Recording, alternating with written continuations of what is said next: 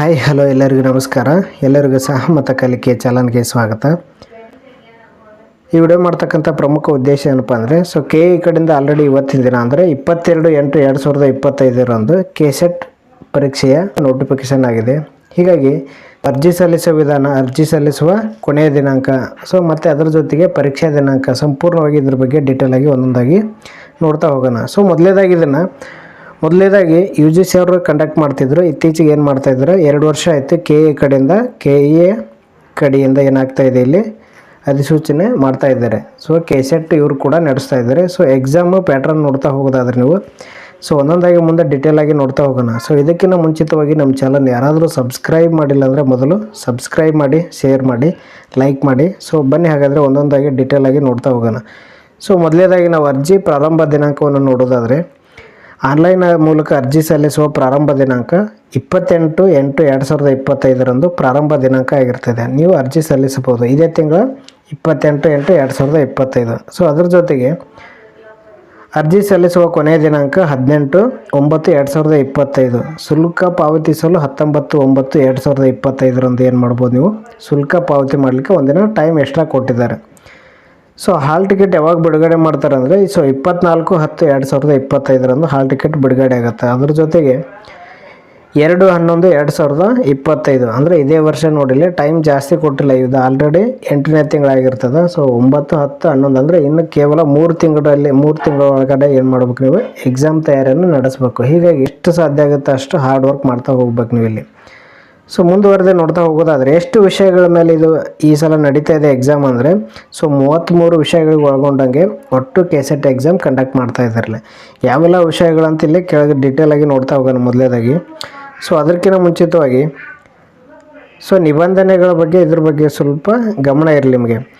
ಶೇಕಡ ನೀವು ಎಷ್ಟು ಪರ್ಸೆಂಟೇಜ್ ತೊಗೊಂಡಿರ್ಬೇಕು MA ಅಂದರೆ ಪದವಿಯಲ್ಲಿ ನೀವು ಅಂದರೆ ಸ್ನಾತಕೋತ್ತರ ಪದವಿಯಲ್ಲಿ ಎಷ್ಟು ಪಡೆದಿರ್ಬೇಕಂದ್ರೆ ಶೇಕಡ 55ರಷ್ಟು ಪರ್ಸೆಂಟೇಜ್ ಆಗಿದ್ದರೆ ಮಾತ್ರ ನೀವು ಏನು ಮಾಡ್ಬೋದು, ಈ ಕೆಸೆಟ್ಗೆ ಅರ್ಹರಾಗಿರ್ತೀರ. ಇಲ್ಲಾಂದರೆ ಯಾವುದೇ ಕಾರಣಕ್ಕೆ ಅರ್ಹರಾಗಿರೋದಿಲ್ಲ. ವಯೋಮಿತಿ ಬಗ್ಗೆ ನೋಡ್ತಾ ಹೋಗೋಣ. ವಯೋಮಿತಿ ಅಂದರೆ ಇಲ್ಲಿ ಕರ್ನಾಟಕ ರಾಜ್ಯ ಸಹಾಯಕ ಪ್ರಾಧ್ಯಾಪಕರ ಅರ್ಹತಾ ಪರೀಕ್ಷೆ 2025 ತೇರ್ಗಡೆಗೊಳ್ಳಲು ಯಾವುದೇ ಗರಿಷ್ಠ ವಯೋಮಿತಿ ಇರೋದಿಲ್ಲ. ಅಂದರೆ ಎಷ್ಟು ಏಜ್ ಇದ್ದವರು ಕೂಡ ಬೇಕಾದ್ರೆ ನೀವೇನು ಮಾಡ್ಬೋದು, ಈ ಅರ್ಜಿ ಸಲ್ಲಿಸಿ ಪರೀಕ್ಷೆಯನ್ನು ಬರಿತಾ ಹೋಗ್ಬೋದು. ಇವತ್ತು ಹೇಳಿದ್ದಾರೆ, ಇಲ್ಲ ಕ್ಲಿಯರಾಗಿ ಹೇಳಿದ್ದಾರೆ 2025 ಈ ಸಲ ಯಾರು ಎಕ್ಸಾಮ್ ಏಜ್ ಲಿಮಿಟು ಇರೋದಿಲ್ಲ. ಯಾರು ಬೇಕಾದರೂ ಅರ್ಜಿ ಸಲ್ಲಿಸಿ ನೀವೇನು ಮಾಡ್ಬೋದು, ಬರಿತಾ ಹೋಗ್ಬೋದು. ಅಂದರೆ ಗರಿಷ್ಠ ಹೇಳಿದ್ದಾರೆ ಇಲ್ಲಿ, ಅಂದರೆ ಜಾಸ್ತಿ ಇಷ್ಟೇ ಅಂದ್ರೆ 45, 50 ಇಷ್ಟು ಲಿಮಿಟ್ ಇಲ್ಲ. ಎಷ್ಟು ಏಜ್ ಆಗಿದ್ದರೂ ಕೂಡ ನೀವು ಏನು ಮಾಡ್ಬೋದು, ಎಕ್ಸಾಮನ್ನು ಬರಿತಾ ಹೋಗ್ಬೋದು ನೀವು ಇಲ್ಲಿ. ಮುಂದೆ ಅದೇ ರೀತಿ ಒಂದೊಂದಾಗಿ ಪರೀಕ್ಷಾ ಶುಲ್ಕದ ಬಗ್ಗೆ ನೋಡೋದಾದ್ರೆ ನಾವಿಲ್ಲಿ 2A 2B ಅದ್ರ ಜೊತೆಗೆ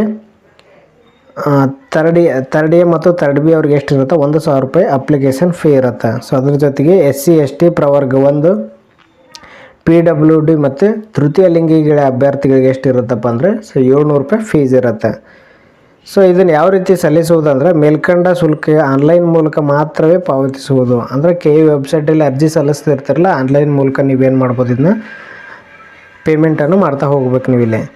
ಸೂಚನೆ ಗಮನಿಸಿರಿ, ಬೇರೆ ಯಾವುದೇ ವಿಧಾನದ ಮೂಲಕ ಶುಲ್ಕ ಪಾವತಿಸಲು ಅವಕಾಶ ಇರೋದಿಲ್ಲ. ಒಮ್ಮೆ ಶುಲ್ಕ ಪಾವತಿಸಿದ ನಂತರ ಅದನ್ನು ಯಾವುದೇ ಕಾರಣಕ್ಕೂ ಹಿಂದಿರುಗಿಸಲಾಗುವುದಿಲ್ಲ. ಅಂದರೆ ಒಮ್ಮೆ ಏನಾದರೂ ಪೇಮೆಂಟ್ ಮಾಡಿದರೆ ಅದು ಯಾವುದೇ ಕಾರಣಕ್ಕೂ ರೀಫಂಡ್ ಆಗೋದಿಲ್ಲ ಅಂತ ಹೇಳ್ತಾ ಇದ್ದಾರೆ ಇಲ್ಲಿ.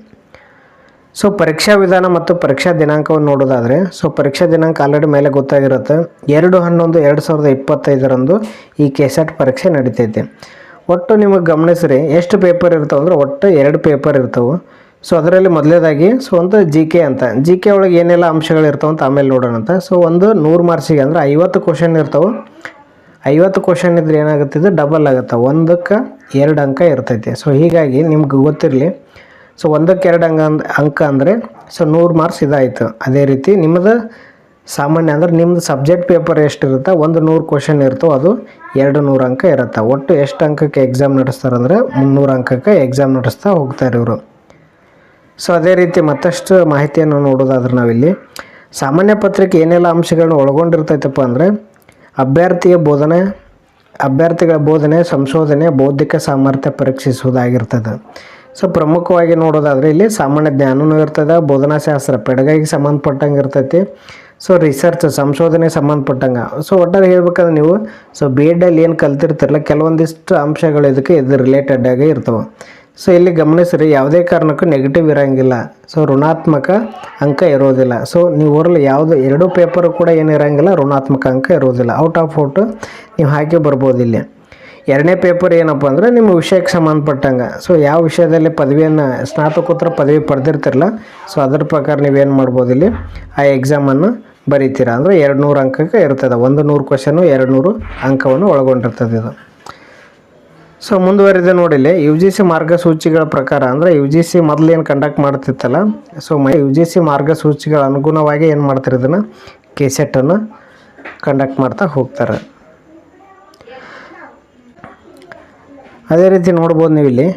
ಸೊ ಕ್ಯಾಟಗರಿ ವೈಸ್ ಜನರಲ್ GMನವ್ರಿಗೆ ಎಷ್ಟು ಪರ್ಸೆಂಟ್ ತೊಂದರೆ ಎಲಿಜಿಬಲ್ ಆಗ್ತಿರಪ್ಪ ಅಂದ್ರೆ 40.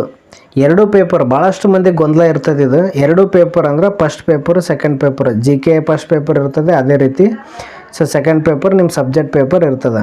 ಸೊ ಈಗ ಒಟ್ಟಾರೆ ಎಷ್ಟು ತೊಗೋಬೇಕಪ್ಪ ಅಂದ್ರೆ 300 ಅಂಕ ಆಗುತ್ತಿದೆ. ಈ 300ಕ್ಕೆ ಎಷ್ಟು ತೊಗೋಬೇಕು ನೀವು ಇಲ್ಲಿ, ಕನಿಷ್ಠ GMದವ್ರು ಅಂದರೆ ಸೊ 120 ಅಂಕ ಪಡೆದ್ರೆ ಸೊ ಇವರು ಎಲಿಜಿಬಲ್. ಆದರೆ ಕಟ್ ಆಫ್ ಎಷ್ಟಕ್ಕೆ ನಿಂದಿರುತ್ತೆ ಆ ವರ್ಷದ ಮೇಲೆ ಡಿಪೆಂಡ್ ಆಗಿರ್ತದೆ. ವಿಷಯವಾರು ಕಟ್ ಆಫ್ ಬೇರೆ ಇರ್ತದೆ. ಮಿನಿಮಮ್ ನೀವು ಕ್ವಾಲಿಫೈ ಆಗಬೇಕು ಎಲ್ಲ ವಿಷಯಕ್ಕೆ ಸಂಬಂಧಪಟ್ಟಂಗೆ. ಎಲ್ಲರೂ ಈ ಕ್ಯಾಟಗರಿ ಜನರಲ್ ಕ್ಯಾಟಗರಿ ಬರ್ತಕ್ಕಂಥವ್ರು ಎಲ್ಲರೂ ಏನು ಮಾಡಬೇಕು, ಮಿನಿಮಮ್ 120 ಅಂಕ ಪಡಿಲೇಬೇಕು ನೀವು. ಅಂದಾಗ ಮಾತ್ರ ನೀವೇನಾಗುತ್ತೆ ಇಲ್ಲಿ ಕ್ವಾಲಿಫೈ ಆಗ್ತೀರ. ಅದಾದ ನಂತರ ಕಟ್ ಆಫ್ ಬೇರೆ ಸಬ್ಜೆಕ್ಟ್ ವೈಸ್ ಬೇರೆ ಬೇರೆ ನಿಂದಿರ್ತಾ ಹೋಗುತ್ತೆ. ಸೊ ಅದೇ ರೀತಿ SC ST category 1, 2A 2B ಇವರೆಲ್ಲ ಏನಪ್ಪ ಅಂದರೆ 35%. ಸೊ ಮೊದಲೆಲ್ಲ ಇವರೇನು 2A 2B ಇವರೆಲ್ಲ ಏನು ತೊಗೋಬೇಕಾಗಿತ್ತಪ್ಪ ಅಂದ್ರೆ ಸೊ 120 ಮಾರ್ಕ್ಸ್ ತೊಗೋಬೇಕಾಗಿತ್ತು. ಅಂದ್ರೆ 40% ಇತ್ತು. ಈ ಸಲ ಏನು ಮಾಡಿದ್ದಾರೆ, 5% ಕಡಿಮೆ ಆಗಿದೆ ನೋಡಿ ಇಲ್ಲಿ. 35% ಅಂದರೆ ಸೊ 105 ಅಂಕ ಪಡಿಬೇಕಾಗತ್ತೆ. ಅಂದರೆ ನೀವು ಮಿನಿಮಮ್ ಏನಾಗ್ತೀರ, ಕ್ವಾಲಿಫೈ ಆಗ್ತೀರ. ಆನಂತರ ಕಟ್ ಆಫ್ ಬೇರೆ ವರ್ಷಕ್ಕೆ ಏನಾಗುತ್ತೆ ಚೇಂಜಸ್ ಇರುತ್ತೆ. ಕ್ವಶನ್ ಪೇಪರ್ ಮೇಲೆ ಡಿಪೆಂಡ್ ಆಗುತ್ತೆ. ಕಟ್ ಆಫ್ ಇಷ್ಟೇ ನಿಂದಿರುತ್ತೆ ಅಂತ ಹೇಳೋಕ್ಕಾಗೋದಿಲ್ಲ ಅದು. ಸೊ ಈ ರೀತಿ ಏನಿರ್ತೈತೆ, ಮಿನಿಮಮ್ ಕ್ವಾಲಿಫೈ ಯಾವ ರೀತಿ ಇರುತ್ತೆ ಅಂತ ಗೊತ್ತಾಯ್ತು. ಅಂದರೆ first paper second paper 2 paper ಸೇರ್ಕೊಂಡು ಏನು ಮಾಡ್ಬೇಕು ನೀವು ಇಲ್ಲಿ 40% GMನವರು. ಸೊ ಅದೇ ರೀತಿ ಉಳಿದವ್ರು ಏನು ಮಾಡ್ಬೇಕು 35% ತೊಗೊಂಡ್ರೆ ಮಾತ್ರ ನೀವು ಕ್ವಾಲಿಫೈ ಆಗ್ತೀರಾ. ಅಂದರೆ ಇದು ಎಲಿಜಿಬಲ್ ಅಲ್ಲ, ನೀವು ಫೈನಲ್ ನಿಮ್ಮದು ಕೆಸೆಟ್ ಪಾಸ್ ಆದಂಗೆ ಅಂತ ಅರ್ಥ ಅಲ್ಲ. ಇಲ್ಲಿ ನೀವೇನಾಗ್ತೀರಾ, ಕ್ವಾಲಿಫೈ ಆದಂಗೆ ಅಷ್ಟೇ ಇಲ್ಲಿ.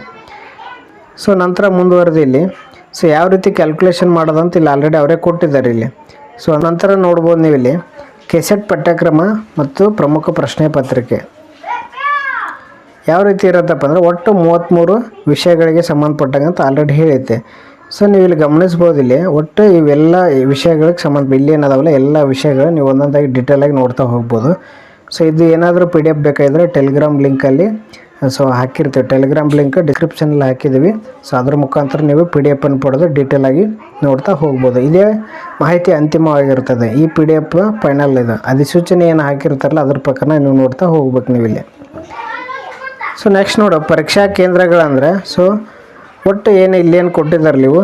ಸೊ ಬೆಂಗಳೂರು, ಬೆಳಗಾವಿ, ಬಳ್ಳಾರಿ, ವಿಜಯಪುರ ಒಟ್ಟು 11 ಏನು ಕೊಟ್ಟಿದ್ದಾರೆ ಇಲ್ಲಿ. ಇವು 11 ಇದರಲ್ಲಿ ಜಿಲ್ಲೆಯಲ್ಲಿ ಏನು ಮಾಡ್ತೇವೆ ಇಲ್ಲಿ ಎಕ್ಸಾಮ್ ನಡೀತಾ ಹೋಗ್ತವೆ. ಎಷ್ಟು ವಿಷಯಗಳಿಗಪ್ಪ ಅಂದರೆ ಸೊ ಒಟ್ಟು 18 ವಿಷಯಗಳು ಏನು ಮಾಡ್ತವೆ ಇಲ್ಲಿ ಮೇಲ್ಕಂಡ ಪ್ರದೇಶದಲ್ಲಿ ಬೆಂಗಳೂರು, ಬೆಳಗಾವಿ ಇವೆಲ್ಲ ಇಲ್ಲಿ ಏನು ಮಾಡ್ತವೆ ಎಕ್ಸಾಮ್ ಸೆಂಟರ್ನ ಕೊಡ್ತಾ ಹೋಗ್ತಾರೆ ನಿಮಗಿಲ್ಲಿ. ಇಲ್ಲೇನು ಮಾಡ್ತಾರೆ, ಇಲ್ಲಿ ಎಕ್ಸಾಮ್ ಸೆಂಟರ್ನ ಇಲ್ಲಿ ಕೊಡ್ತಾ ಹೋಗ್ತಾರೆ.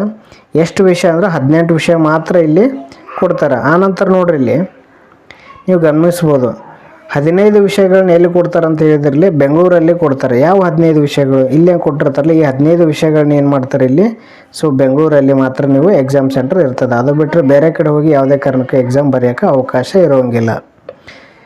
ಸೊ ಅರ್ಥ ಆಯ್ತು ಅನ್ಕೊತೀನಿ. ಕೆಸೆಟ್ ಪರೀಕ್ಷೆ 2025 ನೋಡಿ ಇಲ್ಲಿ ಬರೆಯಲು ಬಯಸುವ ಅಭ್ಯರ್ಥಿಗಳು KA ಮುಖಾಂತರ ವೆಬ್ಸೈಟ್ ಮುಖಾಂತರ ಇಲ್ಲೇನು ಕಾಣ್ತಾ ಇದೆಯಲ್ಲ ಈ ವೆಬ್ಸೈಟ್ ಮುಖಾಂತರ ನೀವೇನು ಮಾಡ್ಬೋದು ಅರ್ಜಿಯನ್ನು ಸಲ್ಲಿಸ್ತಾ ಹೋಗ್ಬೋದು. ನೀವು ಇಲ್ಲಿ ಮತ್ತಷ್ಟು ಮಾಹಿತಿಯನ್ನು ಡೀಟೇಲಾಗಿ ಕುಂತು ಚೆಕ್ ಮಾಡ್ತಾ ಬರ್ಬೋದು. ಸೊ ಈ ಮಾಹಿತಿ ನಿಮಗೆ ತುಂಬ ಇಷ್ಟ ಆಗಿದೆ ಅಂತ ಭಾವಿಸ್ಕೊಳ್ತೀನಿ. ಸೊ ಮತ್ತೆ ಈ ಕೆಸೆಟ್ಗೆ ಸಂಬಂಧಿಸಿದಂತೆ ಮತ್ತೇನಾದರೂ ಅಪ್ಡೇಟ್ಸ್ ಬೇಕಾಗಿದ್ರೆ ಡಾಕ್ಯುಮೆಂಟ್ಸ್ ಬೇಕಾಗಿದ್ರೆ ಮತ್ತೆ ಮುಂದಿನ ವಿಡಿಯೋದಲ್ಲಿ ತಿಳಿಸ್ತಾ ಬರ್ತೀವಿ. ಸೊ ಈ ವಿಡಿಯೋ ನೋಡಿದ್ದಕ್ಕಾಗಿ ಧನ್ಯವಾದಗಳು. ಎಲ್ಲರಿಗೂ ಶುಭ ದಿನ.